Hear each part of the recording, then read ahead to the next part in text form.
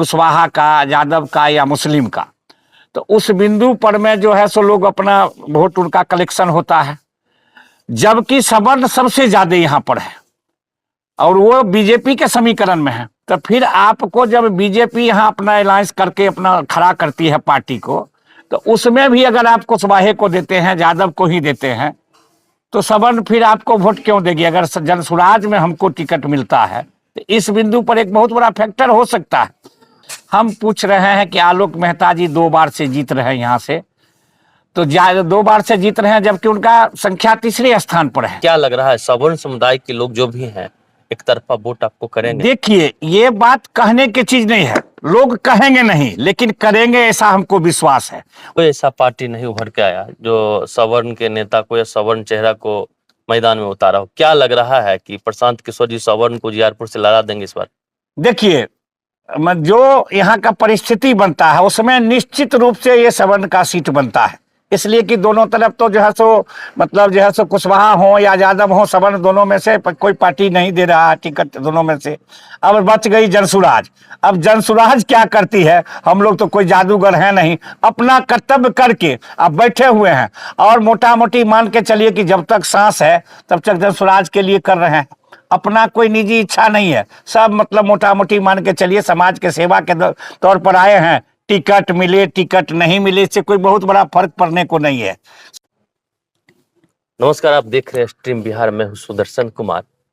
उजियारपुर विधानसभा सहित पूरे बिहार में विधानसभा चुनाव का घोषणा हो चुका है, राजनीति माहौल गर्म है। इसी बीच में हमारे साथ खास बातचीत करने मौजूद है महाशंकर चौधरी, जो अपनी सामाजिक कार्य में काफी सहभागिता निभाते हैं, बढ़ चढ़ कर के हिस्सा लेते हैं। जानेंगे क्या कुछ मिशन है और क्या कुछ विजन अभी चल रहा है, क्या कुछ उजियारपुर का माहौल चल रहा है, जिस माहौल को लेकर के राजनीतिक सरगर्मी तेज है, बताएंगे। स्वागत है स्ट्रीम बिहार में। क्या कुछ कहेंगे अभी का राजनीतिक माहौल लेकर? आपको और आपके दर्शकों को बहुत बहुत स्वागत। आज जिस दिन से हम जनसुराज पार्टी में जुड़े हैं और पार्टी के द्वारा जो भी आदेश निर्देश हुआ है, चाहे बड़ा सभा कराने का, चाहे मतलब दूसरे जगह अपना जो है सो जनसभा में भागीदारी करने का, जितना भी पार्टी जो है से निर्देश आदेश दिया है सबको 100% पालन किए हैं।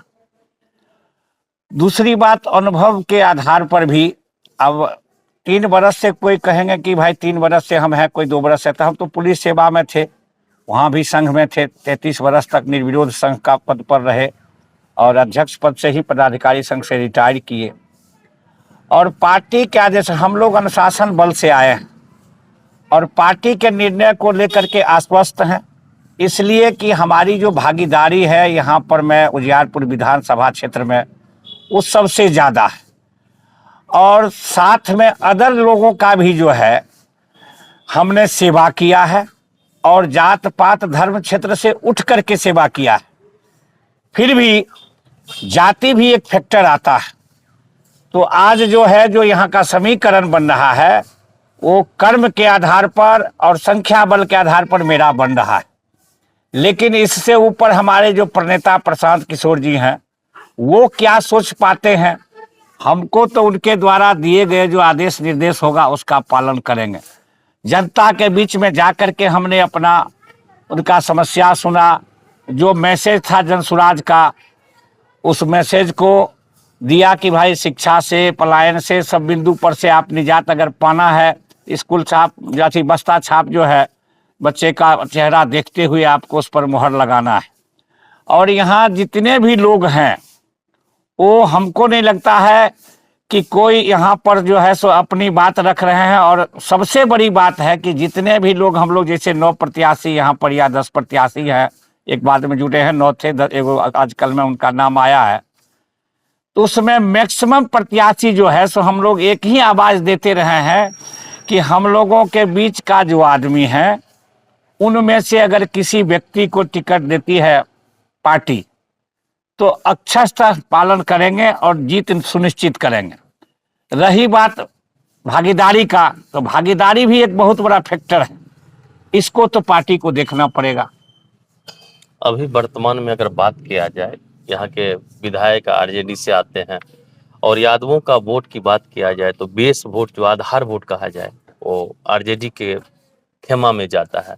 सवर्ण वोट की बात किया जाए तो बीजेपी के खेमा में जाता है। क्या लगता है उजियारपुर विधानसभा क्षेत्र में सवर्ण का जो वोट है इसको काटने में आप सक्षम हो पाएंगे? देखिए, बहुत सारा लोग छुपा करके, हम लोग फौज का आदमी, हम लोग जो भी बोलते हैं सही बात बोलते हैं और तथ्यात्मक बात बोलते हैं।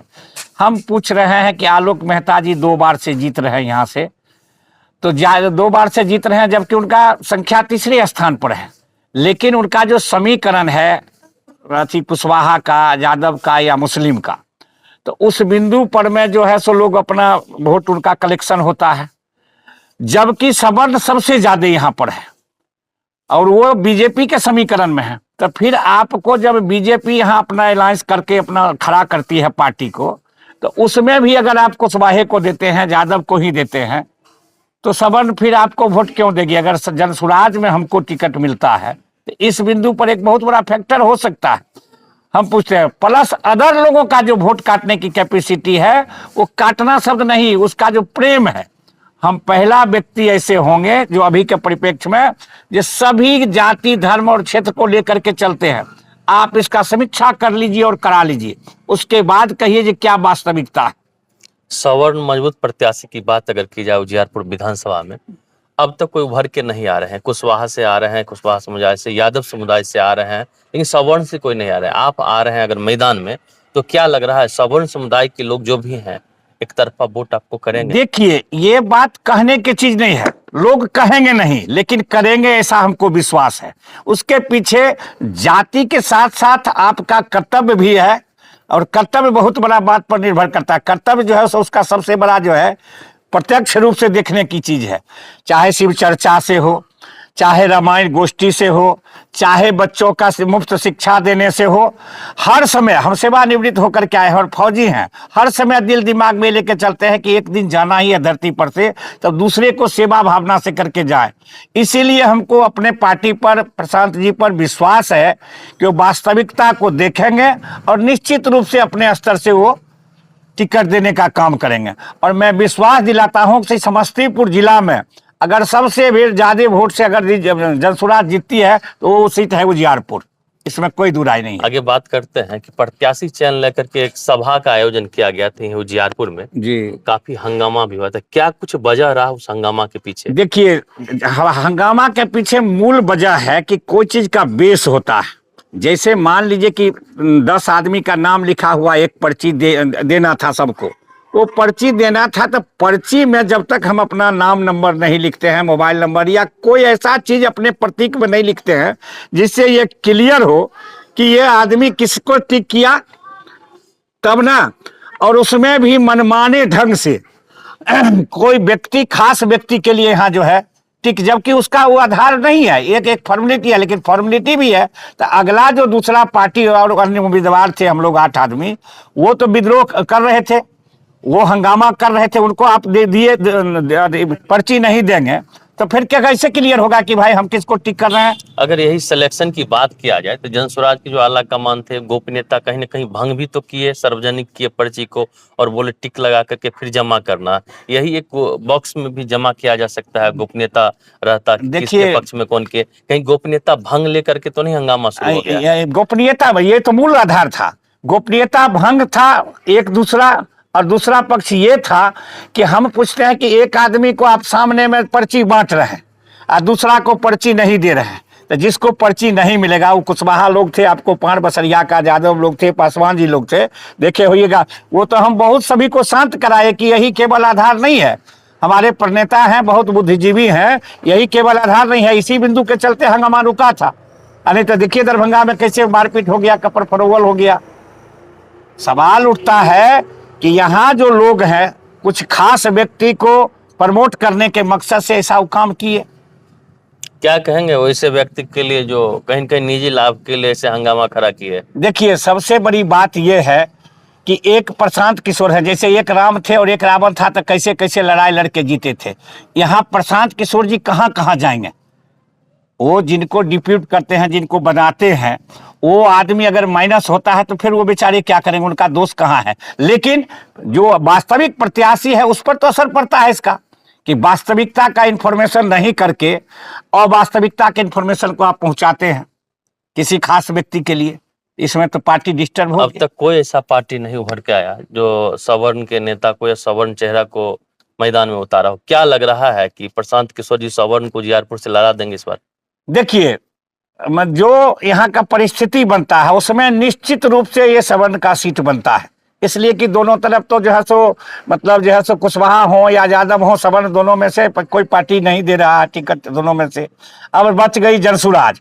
अब जनसुराज क्या करती है, हम लोग तो कोई जादूगर है नहीं, अपना कर्तव्य करके अब बैठे हुए हैं और मोटा मोटी मान के चलिए कि जब तक सांस है तब तक जनसुराज के लिए कर रहे हैं। अपना कोई निजी इच्छा नहीं है, सब मतलब मोटा मोटी मान के चलिए समाज के सेवा के तौर पर आए हैं। टिकट मिले टिकट नहीं मिले इससे कोई बहुत बड़ा फर्क पड़ने को नहीं है। समाज सेवा जारी है तो समाज सेवा ऐसे भी जारी रहेगा। क्या कहना चाहेंगे अंत में उजियारपुर के मतदाता से? उजियारपुर के मतदाता से हम यही कहना चाहेंगे कि हम सदा आपके सेवा में तत्पर थे, तत्पर हैं और तत्पर रहेंगे।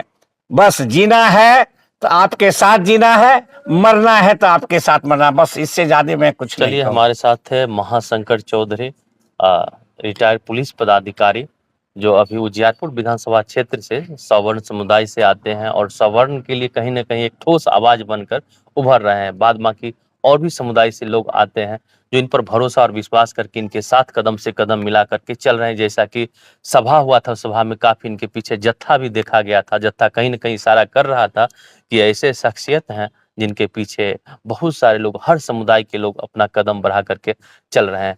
बाद बाकी कैसा लगता वीडियो कमेंट बॉक्स में लिखें और अपनी प्रतिक्रिया दें। धन्यवाद।